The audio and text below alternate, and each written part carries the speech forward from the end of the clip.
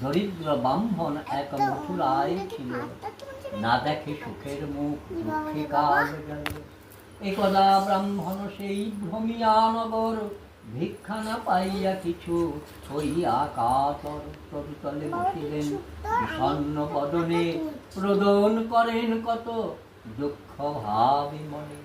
দয়ালু হইয়া চিত্তে সত্যনারায়ণ, ফকিরের রূপ ধরে দিলা দর্শন।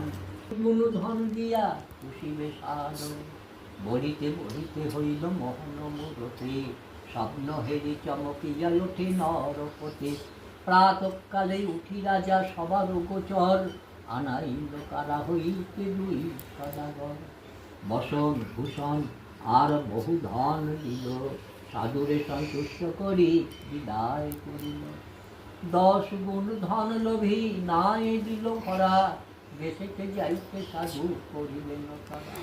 পুলকিত স্বরে বসি ভিক্ষা হেতু শোন সদাগর, কিছু ভিক্ষা দিয়া তুমি যাও নিজ ঘর।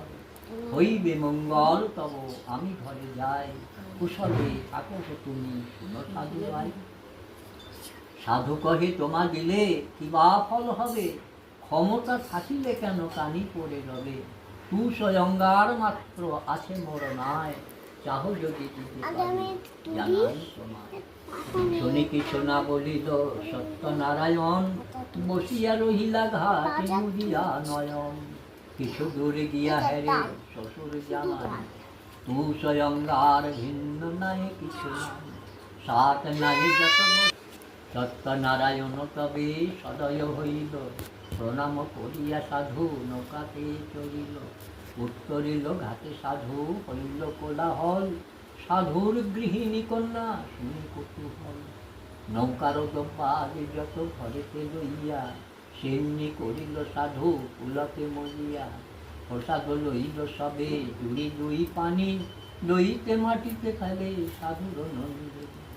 দেখি সত্য দেব তবে ক্রোধিত হইল, জামাতা সহিত নৌকা সলিলে ডুবিল। তাহা দেখি সাধু করে ঘোর লুচ্ছনা, হায় হায় অকস্মাৎ হল কি প্রমাণ। শুনি সাধু কন্যা যায় ত্রিবিধ লোকে করিলেন নিস্তার। চতুর্থে উৎকট কষ্ট নষ্ট কাঠুরার, কন্যা জন্য মননে পঞ্চম পরাৎপর। সদানন্দ সাধুর সংকটে দিলাবর,